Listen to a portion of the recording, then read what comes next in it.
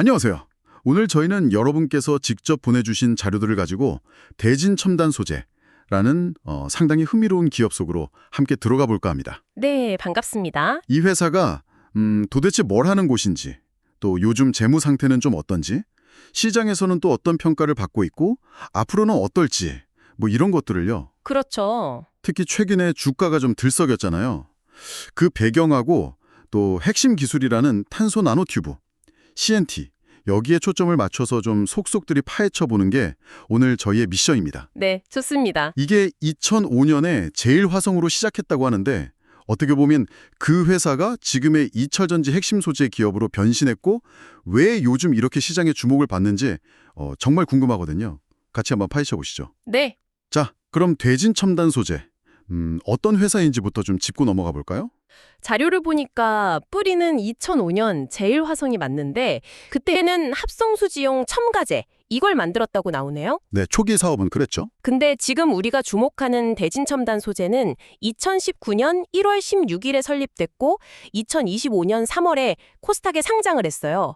그러니까 시작 시점이 자료마다 조금씩 다른 느낌인데? 그 부분은 명확히 할 필요가 있겠네요. 네. 현재 핵심 사업을 하는 주체는 이 2019년에 설립된 대진첨단 소재 이렇게 보면 되는 거겠죠? 네, 맞습니다. 현재 대진첨단 소재를 정의하는 키워드는 뭐니 해도 2차 전지용 탄소 나노튜브 CNT 도전제입니다. CNT 도전제요? 네, CNT, 그러니까 카본 나노튜브. 이게 탄소 원자들이 벌집 모양으로 막 연결돼서 만들어진 아주 미세한 튜브 구조의 신소재인데요. 이게 왜 중요하냐면 구리만큼 전기를 잘 통하게 하면서도 훨씬 가볍고 강해요. 엄청나죠? 오, 가볍고 강하면서 전기도 잘 통하고. 그렇죠. 이걸 배터리 전등물질 사이에 도전제, 그러니까 전기가 좀 더 잘 흐르도록 도와주는 첨가제로 놓는 거예요. 아하. 그러면 배터리 충전 속도를 높이고 또 더 많은 에너지를 저장할 수 있게, 즉 에너지 밀도를 확 높일 수 있는 거죠. 배터리 성물 자체를 끌어올리는 거네요. 바로 그거죠. 대진첨단 소재는 양극재, 음극재 양쪽에 다 쓰이는 CNT 도전제를 개발하고 생산하는데요. 특히 이 미세한 CNT 입자를 뭉치지 않게 용액 속에 아주 균일하게 잘 퍼뜨리는 분산 기술. 이게 이 회사의 핵심 경쟁력이라고 보시면 됩니다. 분산 기술이요? 네, 이게 생각보다 되게 까다로운 기술이거든요. 그냥 섞는다고 되는 게 아니라서요. 아하, 그냥 CNT를 만들기만 하는 게 아니라 그걸 배터리에 쓸 수 있게 잘 가공하는 그 분산 기술이 핵심이군요. 정확합니다. 그럼 주요 제품은 방금 말씀하신 CNT 도전제 말고도 2차 전지 공정 중에 쓰는 대전 방지 트레이나 코팅액 같은 것도 있네요. 정전기 막는 거요. 네, 그런 부수적인 제품들도 생산하고 있죠. 본사는 서울 송파구에 있고 대표이사는 유성준, 장현주 두 분으로 확인됩니다. 네, 맞습니다. 자, 그럼 이제 회사가 어디에 좀 힘을 쏟고 있는지, 성장 동력은 뭔지 이걸 좀 더 깊이 들어가 보죠. 네.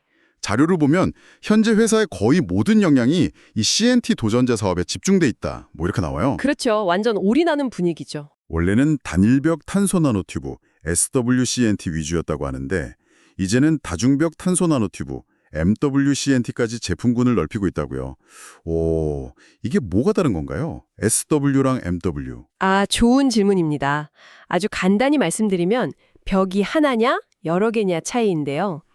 기존 단일벽 SWCNT는 전기 전도성 같은 성능 자체는 정말 뛰어나요. 네. 근데 좀 비싸고 대량 생산이 약간 어려웠어요. 성능은 좋은데 비싸고 만들기 어렵고. 그렇죠. 반면에 다중벽 MWCNT는 단일벽보다는 성능이 살짝 낮을 수 있지만 가격 경쟁력이 있고 대량 생산이 훨씬 유리해요. 그래서 실제 상업용 제품에 적용하기가 더 용이한 거죠. 그렇군요. 그러니까 제품 포트폴리오를 MWCNT로 확장한다는 건 이런 다양한 시장의 요구 그리고 양산 가능성에 맞춰서 더 적극적으로 대응하겠다. 이런 전략적인 움직임으로 해석할 수 있습니다. 알겠습니다. 성능과 가격 사이에서 좀 균형을 잡으면서 시장을 넓혀가려는 거네요. 네, 그런 셈이죠. 상당히 공격적으로 투자도 하고 있다고 들었습니다. 네, 맞습니다. 글로벌 2차 전지 시장을 제대로 한번 공략해 보려고 생산 능력을 늘리는 데 투자를 아끼지 않고 있습니다. 네. 최근인 2025년 10월 10일에는 충청남도로부터 유망 중소기업으로 선정되기도 했고요.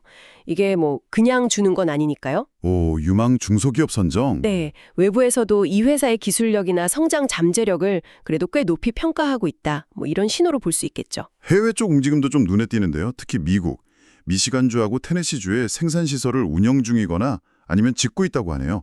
테네시 공장은 2026년 완공 목표라고 하고요. 네, 미국 투자가 활발하죠. 국내 주요 배터리 3사 있잖아요. LG에너지 솔루션, 삼성 SDI, SK온. 이 회사들을 주요 고객사로 확보하려는 이유도 좀 여기에 있을 것 같아요.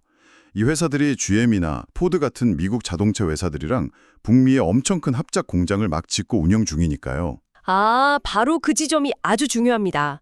여기서 미국 인플레이션 감축법 IRA와 그리고 유럽 핵심 원자재법 CRMA와의 연결고리가 딱 생기는 거죠. IRA랑 CRMA요? 네, 이 법안들의 핵심은 뭐 복잡하지만 간단히 말하면 중국 빼고 다른 지역에서 배터리나 그 소재 공급망을 구축하는 기업들한테 세금 혜택 같은 인센티브를 주겠다 이거거든요. 네. 탈중국 공급망. 그렇죠.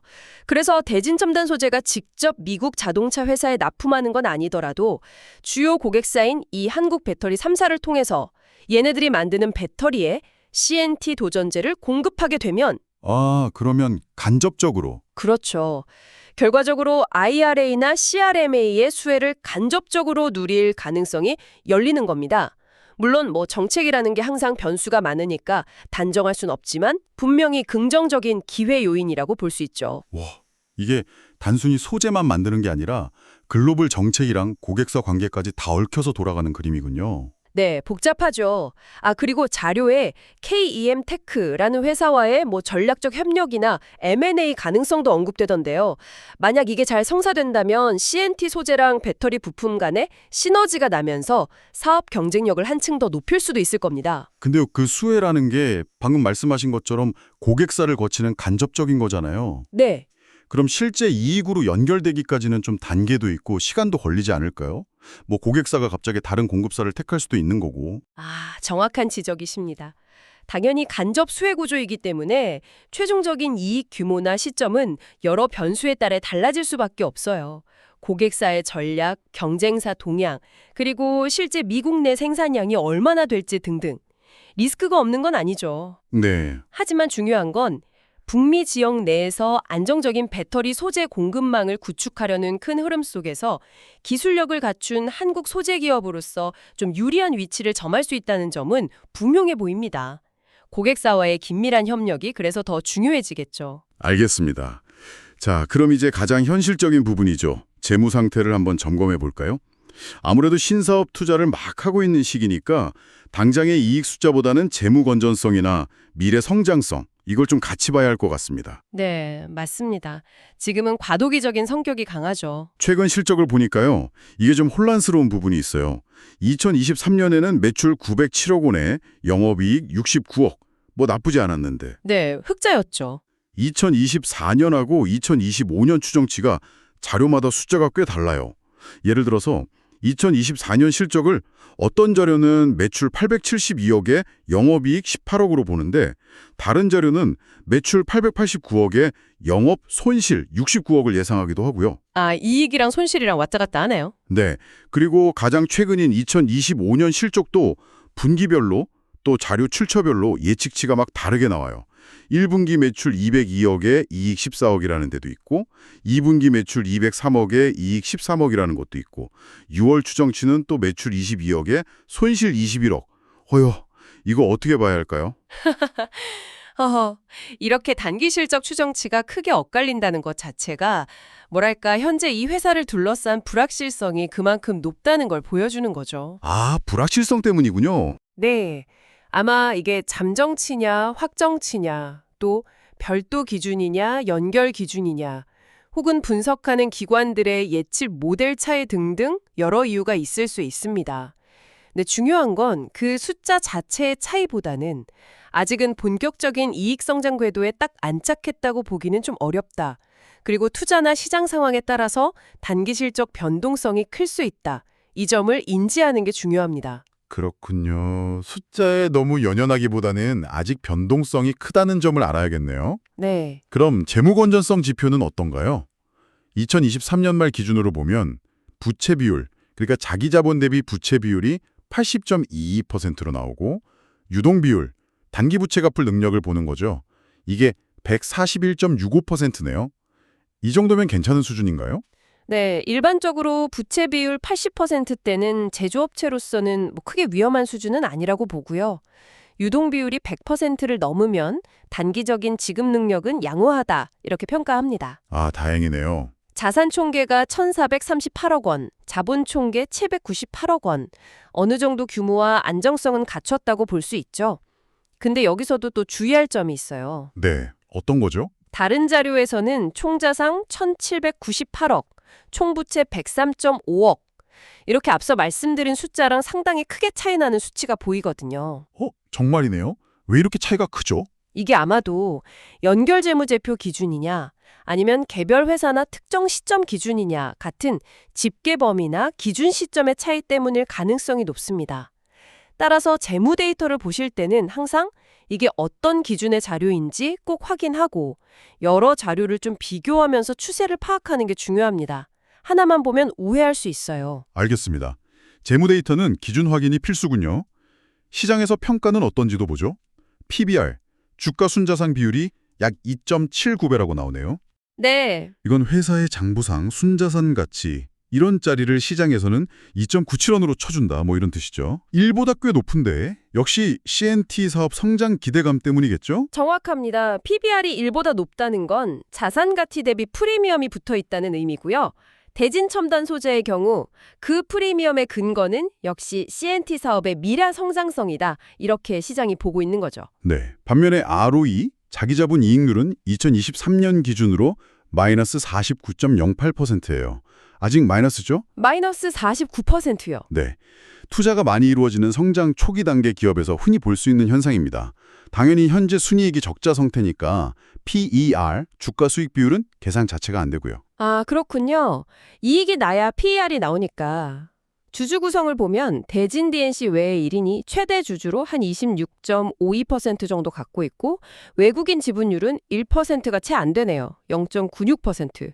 굉장히 낮네요. 네, 외국인 비중은 아직 미미한 수준이죠. 최근에 주가가 막 오를 때 기관들은 오히려 순매도로 보였다는 점도 좀 흥미로워요. 단기 차익 실현인가? 네, 그럴 가능성이 충분히 있습니다. 주가가 단기에 급등하면 기존에 보유하고 있던 기관 투자자들이 차익 실현 매물을 내놓는 건 자연스러운 현상일 수 있죠. 외국인 지분율이 낮다는 건 아직 글로벌 투자자들의 본격적인 레이더망에는 포착되지 않았다. 이렇게 해석할 수도 있고요. 그렇군요. 자, 그럼 이제 가장 뜨거운 부분입니다. 최근 주가 움직임하고 시장 테마를 좀 살펴보겠습니다. 네, 이게 제일 궁금하실 것 같아요. 바로 어제죠. 2025년 10월 17일 종가가 7,310원인데 하루 만에 무려 12.81%나 급등했어요. 장중에는 7,930원까지 치솟기도 했고요. 와, 정말 대단한 상승인데요. 네, 기술적 분석 관점에서 보면 상당히 의미 있는 움직임이었습니다. 오랫동안 주가가 좀 하락세를 보이다가 8월에 바닥을 좀 다지는 듯 하더니 횡보를 했죠. 네, 옆으로 기었죠. 그렇죠. 그러다가 9월 말부터 거래량이 조금씩 늘면서 슬슬 상승을 시도하나 싶더니 10월 17일에 전날보다 7배가 넘는 거의 750% 증가한 엄청난 거래량이 빵 터지면서 긴 양봉, 소위 말하는 장대 양봉을 만들었어요. 그러면서 주요 이동평균선들을 그냥 단숨에 다 돌파해버렸습니다. 와, 거래량이 7배 넘게 터지면서 이동평균선을 다 뚫었다. 네, 이동평균선은 보통 주가의 추세를 보여주는 선인데 이걸 이렇게 강하게 뚫었다는 건 아주 강력한 매수 에너지가 유입됐고 추세가 이제 하락에서 상승으로 전환될 가능성이 높다. 이런 신호로 해석될 수 있습니다. 차트만 봐도 뭔가 심상치 않은 일이 벌어졌구나. 이런 느낌이 확 오네요. 그럼 그날 그렇게 급등한 뭔가 구체적인 이유가 있었던 건가요? 특별한 뉴스가 터졌다거나. 자료들을 쭉 종합해보면요. 어떤 단일한 초대형 호재 이런 게 있었다기보다는 여러 요인이 좀 복합적으로 작용한 결과로 보입니다. 복합적인 요인요? 네. 첫째는 전반적으로 2차 전지 소재 관련주들에 대한 투자 심리가 조금씩 회복되는 그런 분위기가 있었고요. 아, 시장 분위기. 둘째는 그 와중에 대진 첨단 소재의 핵심 사업인 CNT 도전제의 성장성이 다시 한번 좀 부각된 거죠. 타이밍 좋게 충남 유망 중소기업 선정 같은 긍정적인 뉴스도 나왔고요. 네. 그리고 셋째는 기술적으로도 주가가 오랫동안 좀 눌려 있었잖아요. 소위 바닥권이다 이런 인식이 퍼지면서 저가 매수세가 강하게 유입될 기회를 엿보던 투자자들이 이때다 하고 움직인 것으로 분석됩니다. 아하, 시장 분위기, 회사 자체의 모멘텀, 그리고 기술적인 위치, 이 세 가지가 딱 맞아떨어진 거군요. 그렇죠. 여러 긍정적인 요소들이 한데 모인 결과라고 볼 수 있겠습니다. 시장에서는 그럼 대진 첨단 소재를 보통 어떤 테마로 분류하나요? 주로 2차 전지 소재, 탄소 나노튜브, CNT, 그리고 전기차 테마, 이 세 가지의 핵심 종목 중 하나로 분류됩니다. 네. 그래서 글로벌 전기차 판매량이 늘어난다거나 LG 엔솔 같은 주요 배터리 회사들이 대규모 투자를 발표한다거나 아니면 CNT 관련해서 새로운 기술 개발 뉴스가 나오면 주가가 상당히 민감하게 반응하는 경향이 있죠. 그렇군요.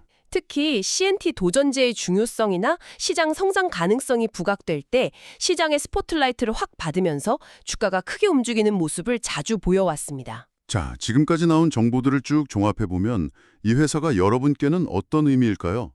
분명한 건 CNT라는 이 미래 먹거리 시장에서 핵심 플레이어로 성장할 잠재력, 이건 커 보인다는 겁니다. 네, 성장 잠재력은 분명히 있죠. 하지만 또 아직 실적이 안정적으로 뒷받침되지 않는 단계라서 주가 변동성은 좀 각오해야 한다. 이 점도 명확해 보입니다. 맞습니다. 하이리스크, 하이리턴의 성격을 좀 띠고 있죠. 투자를 고려한다면 다시 한번 말씀드리지만 저희가 투자 추천을 하는 건 아닙니다. 자료 분석 결과를 전달하는 거예요. 네, 그렇죠. 참고만 하셔야죠. 장기적인 성장 스토리를 보고 변동성을 좀 감내하면서 분할 매수하는 접근 방식, 이걸 생각해 볼 수는 있을 것 같아요. 네, 그런 전략이 유효할 수 있습니다.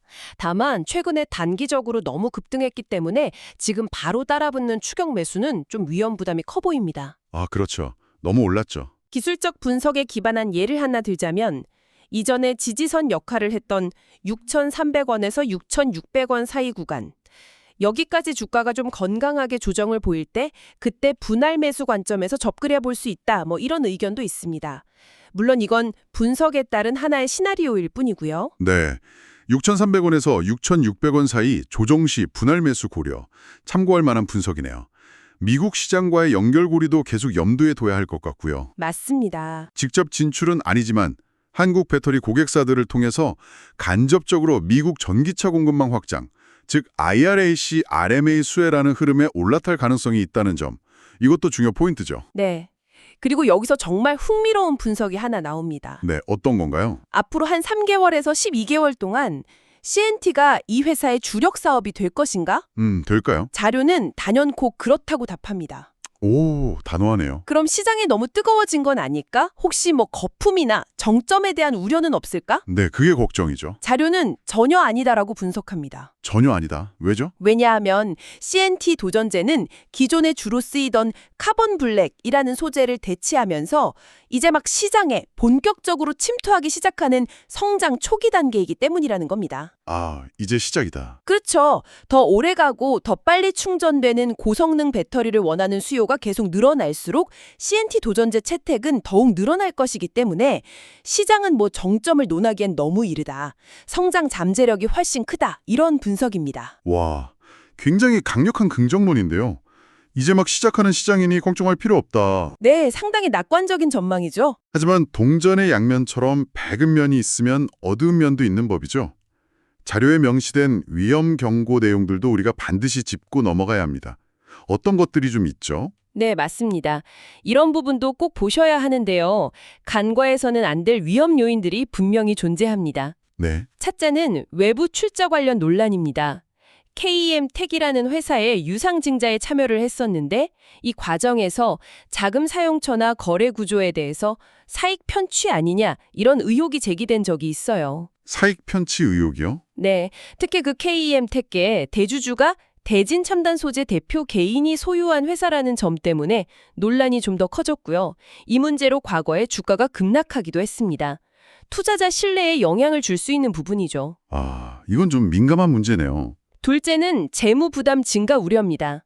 최근에 전환사채, 그러니까 나중에 주식으로 바꿀 수 있는 권리가 붙은 채권을 발행해서 자금을 조달했는데요. 이 자금의 일부가 부채 상환보다는 아까 그 논란이 있던 계열사 지원 등에 사용된 것 아니냐, 이런 의혹이 또 있습니다. 자금 사용처가 불투명하다. 네, 실제로 단기 차입금이 1분기 말에 28억 원이었는데 2분기 말에는 256억 원으로 엄청나게 늘어난 걸 보면 재무 구조가 좀 악화될 수 있다, 이런 우려가 나올 만합니다. 28억에서 256억이요. 와, 엄청 늘었네요. 셋째는 최근 실적 부진입니다. 아까도 잠깐 봤지만 2분기 연결 매출이 전년 대비 27%나 감소한 325억 원에 그쳤어요. 물론 투자 단계인 걸 감안해야 하지만 그래도 실적 감소는 성장 스토리에 대한 의구심을 키울 수 있죠. 네, 숫자가 뒷받침되지 않으면 불안하죠. 마지막으로는 거시적인 시장 불확실성입니다. 요즘 글로벌 경기 둔화 우려가 계속 나오잖아요. 그러면서 전기차나 2차 전지 시장의 성장세가 생각보다 둔화될 수 있다, 이런 전망도 나옵니다. 만약 진짜 그렇게 된다면 주력 제품인 CNT 도전제 수요에도 당연히 부정적인 영향을 미칠 수 있겠죠. 아, 성장 잠재력만큼이나 리스크 요인들도 정말 만만치가 않군요.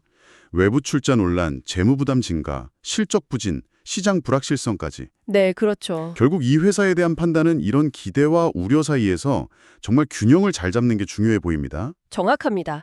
이런 위험 요소들은 그냥 넘길 게 아니라 지속적으로 면밀하게 모니터링해야 합니다. 회사가 앞으로 이런 논란들을 어떻게 해소하고 또 재무 건전성을 실질적으로 어떻게 개선해 나가는지, 그리고 실제 CNT 사업에서 가시적인 성과를 보여주는지, 이런 것들을 꼼꼼히 지켜봐야 합니다. 자, 오늘 대진 첨단 소재에 대해서 정말 깊이 파봤는데요. 내용을 한번 정리해 보겠습니다.